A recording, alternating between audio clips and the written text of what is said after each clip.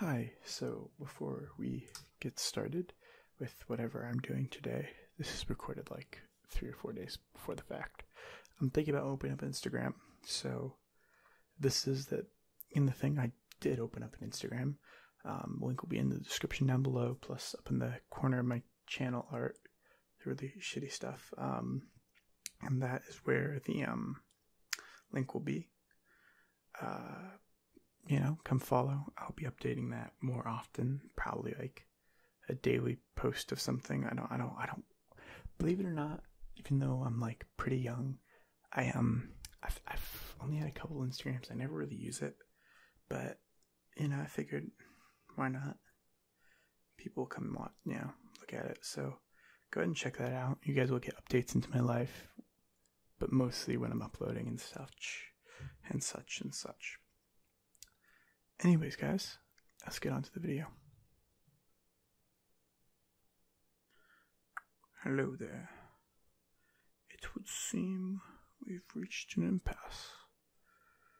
Well, you think that I want to be with you, but that could not be further from the truth.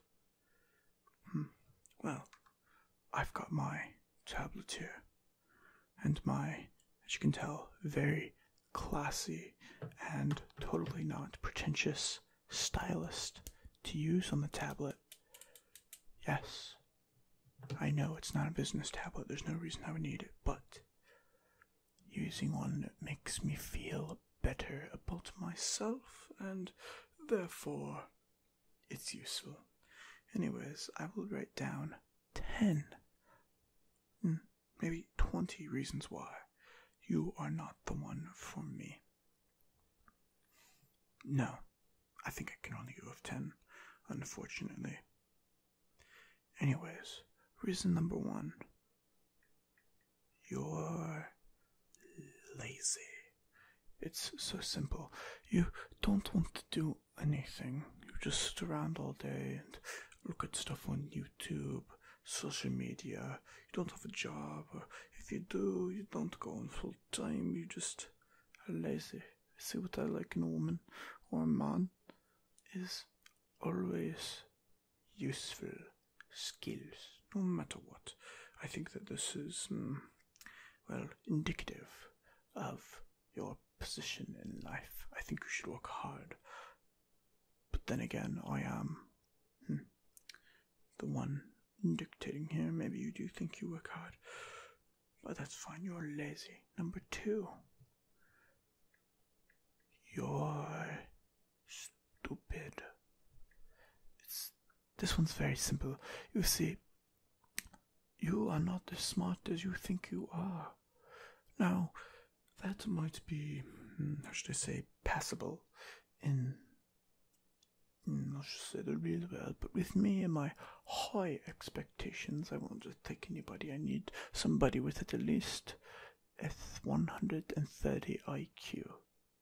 Now, if you had taken some time and watched some Rick and Morty, then maybe your IQ would have gone up by at least 17 points.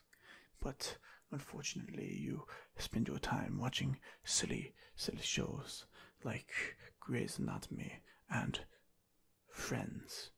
Stuff that is like cultural icons. But no, I do not enjoy that. I enjoy high-class humor. At least you could have watched The Big Bang Theory. Number 3, you're mean.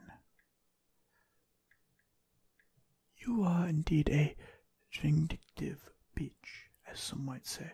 You always constantly sort of tell people what to do when not following your own advice. You are extremely angry for no reason at all, and you somehow think that this is endearing or enjoyable.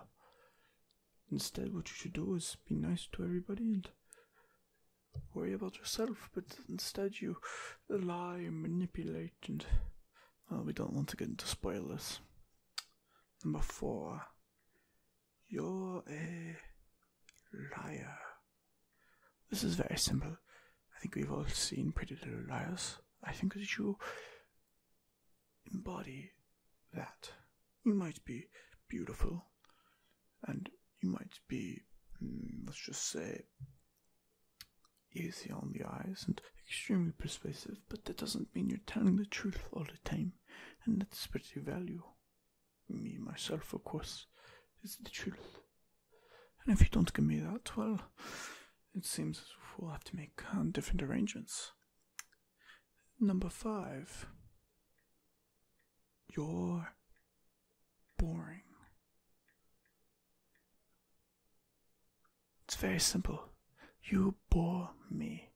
Alright? If you were fun to hang out with, if you were easy to talk to, or if you even just had something to say, it would be so much better. But no, you spend your time talking about makeup and TV shows and the new episode of Game of Thrones. Like, come on.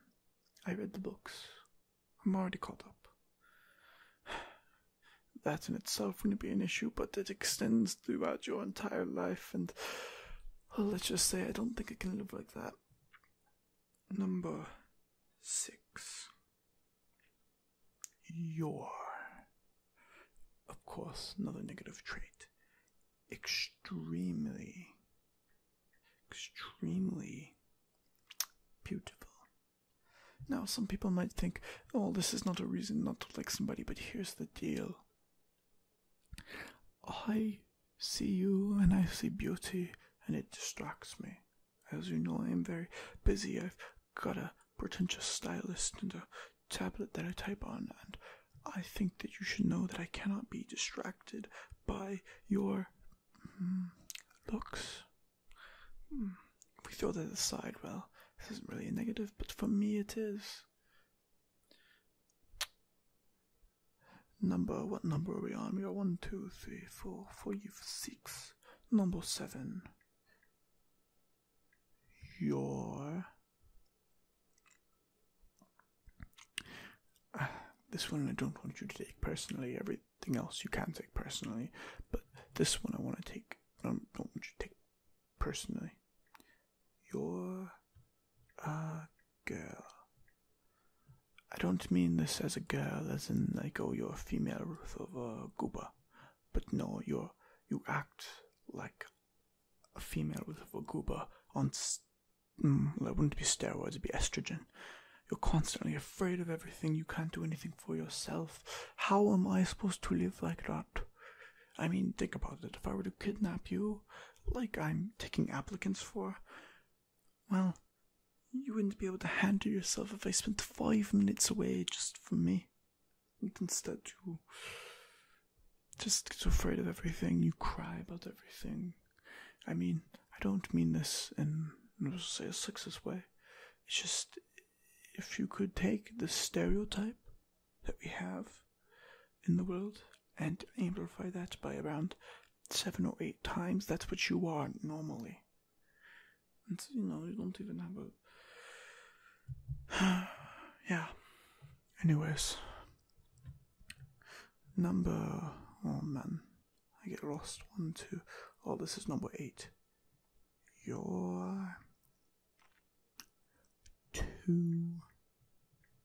pushy. It's very simple.